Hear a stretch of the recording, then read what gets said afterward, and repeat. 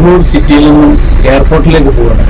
ഇവിടുത്തെ ശാന്തിനഗർ സ്റ്റോപ്പിലാണ് bus stand. KSRTC ഇവിടുത്തെ KSRTC Bangalore KSRTC Karnataka state transport കോർപ്പറേഷൻ്റെ അവിടുന്ന് അവരെ ബസ് സ്റ്റോപ്പിലാണുള്ളത്. അവിടുന്ന് എയർപോർട്ടിലേക്ക് 210 രൂപയാണ് ചാർജ്.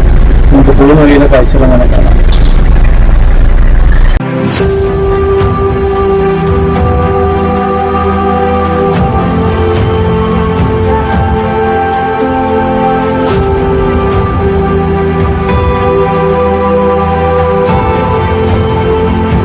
ഞാനിപ്പോൾ ഉള്ളത് ബാംഗ്ലൂർ സിറ്റിയിലാണ്. ബാംഗ്ലൂർ സിറ്റിയിൽ കലാശപ്പാളയ അവിടുന്ന് ശാന്തിനഗർ എന്ന് പറഞ്ഞ ഒരു ഇതുണ്ട്. അവിടെയാണ് നമ്മുടെ KSRTC ഇവിടുത്തെ കർണാടക സ്റ്റേറ്റ് ട്രാൻസ്പോർട്ട് കോർപ്പറേഷൻ്റെ ബസ് സ്റ്റാൻഡ് ഉള്ളത്.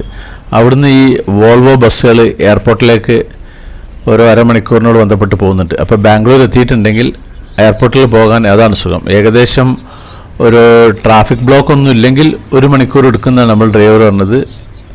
അല്ലെങ്കിൽ ഒരു 1.5 മണിക്കൂറിൻ്റെയും 1.25 മണിക്കൂറിൻ്റെ ഇടയ്ക്ക് എയർപോർട്ടിലേക്ക് എത്താനുള്ള സമയമെടുക്കും. അപ്പോൾ അതാണ് ഏറ്റവും സൗകര്യം.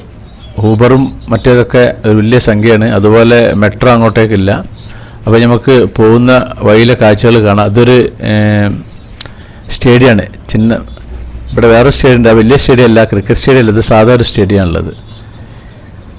ഇവിടുത്തെ ഇൻ്റർനാഷണൽ എയർപോർട്ട് ഉണ്ട്. അത് കെമ്പഗൌഡ അന്താരാഷ്ട്ര വിമാനത്താവളത്തിലേക്കാണ് നമ്മൾ പോകുന്നത്.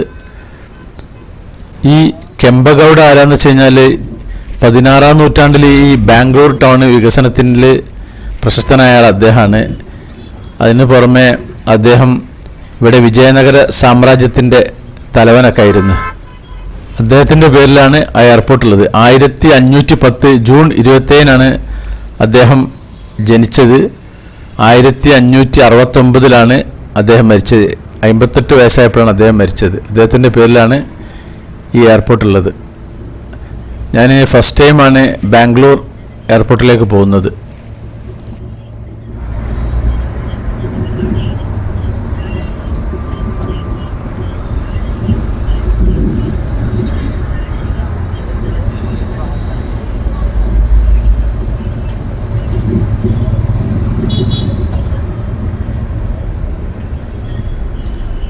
ബാംഗ്ലൂർ എയർപോർട്ടിന് വേറൊരു പ്രത്യേകതയുണ്ട്. നമ്മളെ നെടുമ്പാശ്ശേരി എയർപോർട്ട് പിന്നെ സോളാറല്ല വർക്ക് ചെയ്യുന്നത്. അതേപോലെ തന്നെ ഈ ബാംഗ്ലൂർ ഈ എയർപോർട്ടും സോളാറിലാണ് പ്രവർത്തിക്കുന്നത്.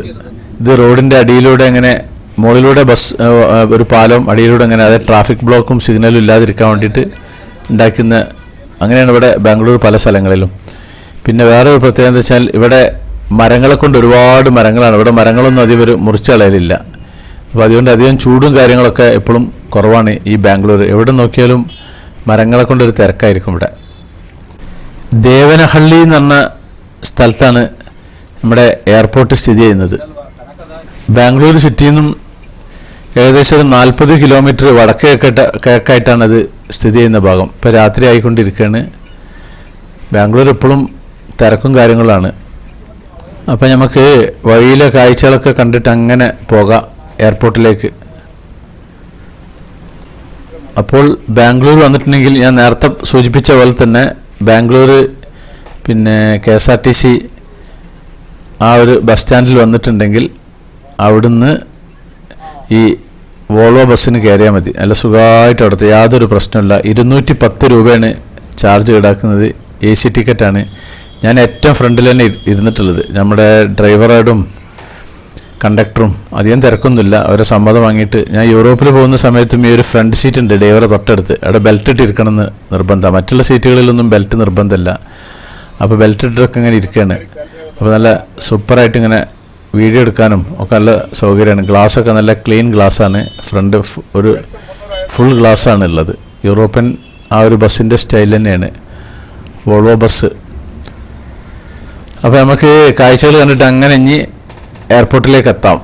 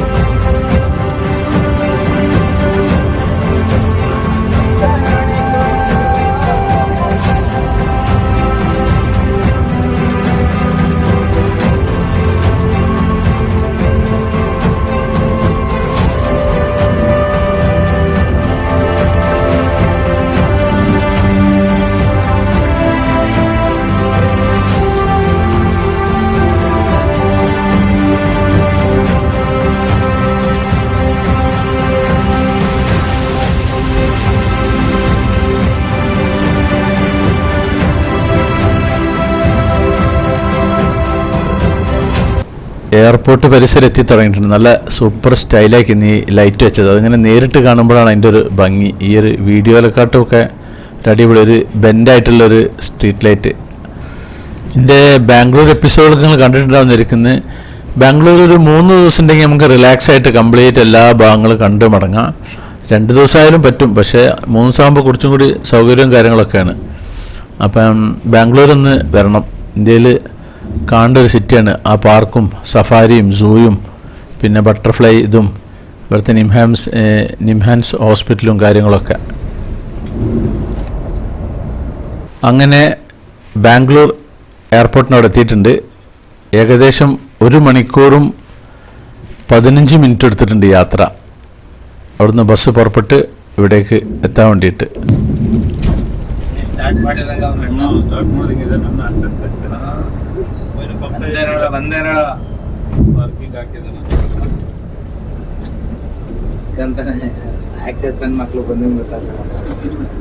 അങ്ങനെ എയർപോർട്ടിൻ്റെ മുന്നിൽ എത്തിയിട്ടുണ്ട്. അപ്പം ഇനി ജസ്റ്റ് ഇറങ്ങുക, ട്രോളി എടുക്കുക, അങ്ങോട്ട് പോവുക, അത്രയേ ഉള്ളൂ. ഇതാണ് നമ്മുടെ ബസ്സിൻ്റെ ഉൾഭാഗം. നല്ല സൂപ്പർ ബസ്സാണ്. ബംഗളൂരു. അപ്പോൾ ലഗേജൊക്കെ എടുത്തിട്ട് അകത്ത് കയറുകയാണ്. അപ്പോൾ നമ്മുടെ സാക്സ് വെറൈറ്റീസ് ചാനൽ നിങ്ങൾ ആദ്യമായിട്ട് കാണുന്നവരാണെങ്കിൽ അത് സബ്സ്ക്രൈബ് ചെയ്യാൻ മറക്കരുത്. പിന്നെ അതുപോലെ ലൈക്ക് ചെയ്യാൻ മറക്കരുത്, കമൻറ്റ് ചെയ്യാൻ മറക്കരുത്, ഷെയർ ചെയ്യാനും മറക്കരുത്. എന്നാൽ താങ്ക് യു.